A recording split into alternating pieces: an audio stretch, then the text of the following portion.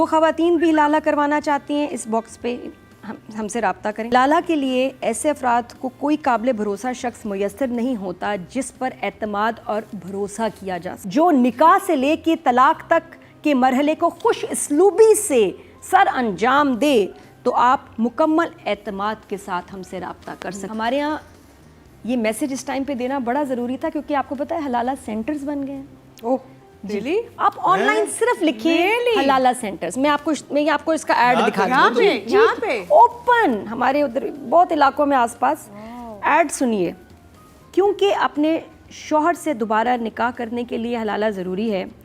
नहीं सॉरी, एक सेकेंड, ये दूसरा वाला है, बहुत सारे ऐड्स हैं। हाँ जी, जो ख़वातीन भी हलाला करवाना चाहती हैं, इस बॉक्स पे हमसे रब्ता करें। मुझे तो इलीगल होगा, क्योंकि ये नहीं, एक सेकेंड, ये ज़रूरी है हलाला के लिए। हलाला के लिए ऐसे अफराद को कोई काबिल भरोसा शख्स मुयस्सर नहीं होता जिस पर एतमाद और भरोसा किया जा सके। और अगर आपको किसी ऐसे शख्स की तलाश है जो निकाह से लेके तलाक तक के मरहले को खुश इसलूबी से सर अंजाम दे, तो आप मुकम्मल एतमाद के साथ हमसे रब्ता कर सकते हैं हलाला से। वाह, एक क्लैप तो इनके लिए भी होनी चाहिए।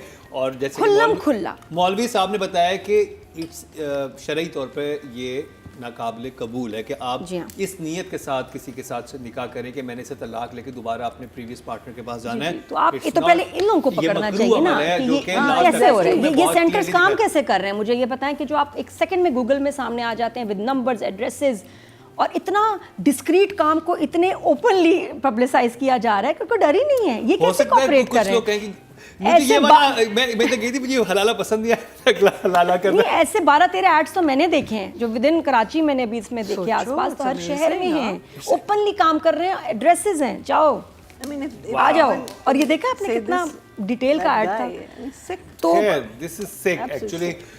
However for a last episode views बहुत कम है, 2 मिलियन व्यूज ओनली। इतने कमाल कम है फॉर लास्ट एपिसोड, ये थोड़े कम है। मुझे यही लगा channel is right, team is right, सब कुछ राइट है। इस ड्रामे को और लोगों को देखना चाहिए, क्योंकि बहुत अच्छा ड्रामा है। मुझे दुख होता है कि नहीं यार, और ज़्यादा होने चाहिए थे। जब इतने हमारे फजूल ड्रामों के 15, 20, 30 मिलियन आ रहे हैं, इतने इस ड्रामे के लास्ट एपिसोड के हवाले से कम व्यूज़ हैं। हालांकि बहुत अच्छा ड्रामा है, बट हमारी तरफ से तो आपको मेरा ख्याल है कि कुछ ड्रामे हमारे ऐसे हैं जैसे कि मंजोगी है, ये इस सीरीज में जो आगे आने वाले हैं, तो इनको बेसिकली आप दिखाएं, यूनिवर्सिटीज़ में दिखाएं, डिफरेंट कॉलेज में दिखाएं। इसको तो देखो, मैं कहती हूँ हर जो ये 9 एपिसोड वाली सीरीज़ है, इसको आप एडिट करके मूवी बना सकते हैं। इसको तो फेस्टिवल्स में जाना चाहिए। This can become a movie also.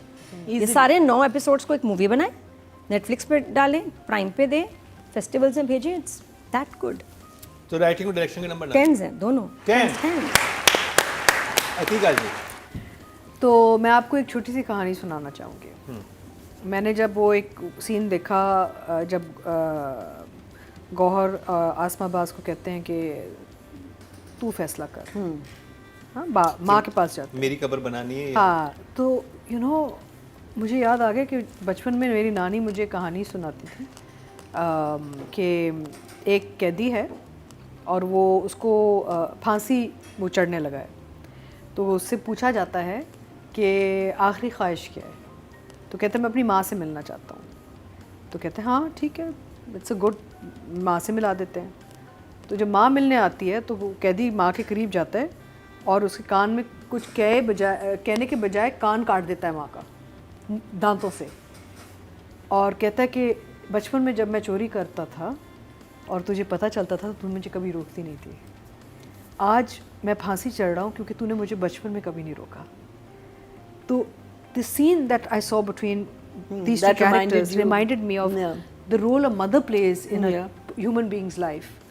हमने चले वो बाकी तो सारे देख लिए, लेकिन जो माँ जो तरबियत देती है अपने बच्चों को छोटी उम्र पे, मुझे वो याद आ गया। My grandmother used to tell me this, so I used to be fascinated. How can somebody bite their mother's ear off? Actually, your mother is your first teacher, ना? तो वो आसमा एंड गौहर ने वो सीन्स किए हैं, जो काम किया है, वो पार्टनर्स इन क्राइम है, इक्वल। हाँ, शुरू से।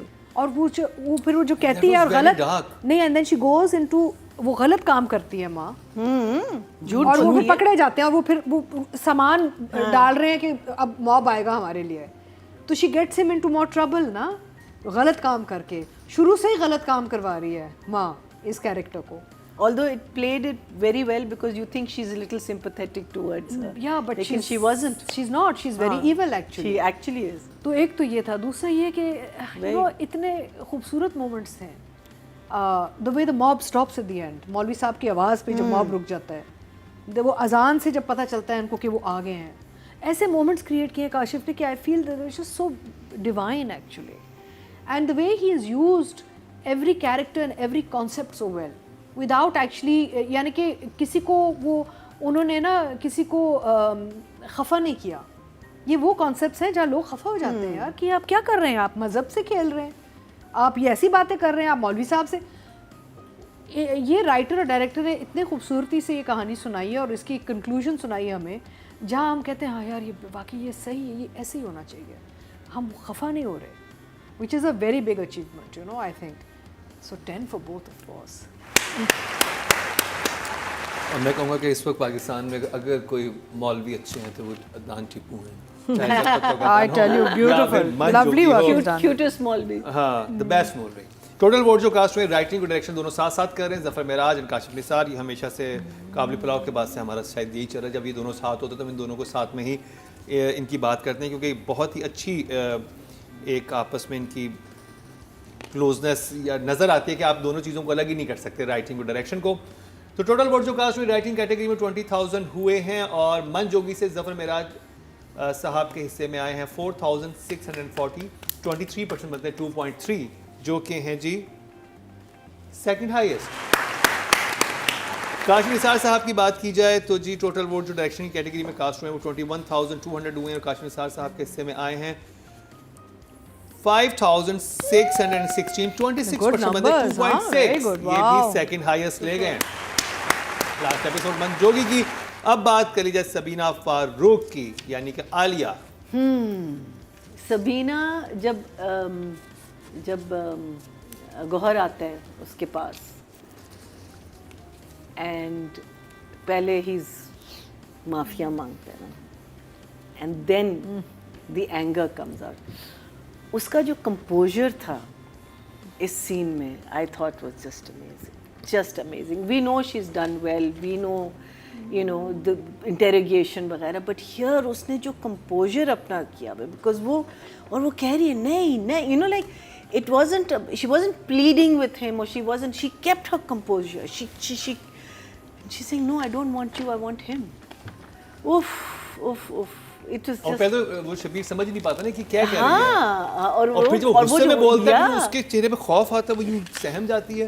लेकिन वो उसमें भी there's just इतना वो एक, बिकॉज उसका जो माइंड है ना वो इतना क्लियर है कि ये ड्रामा कर रहा है मेरे सामने. बिकॉज मैं अगर if I fall for this drama और मैं घर चली जाऊँ, इसने तो मुझे मार देना. उसको पता ही ड्रामा कर रहे हैं. असल तो वो है जो सेकंड उसका जो हाफ था. उफ, both of them were just so brilliant in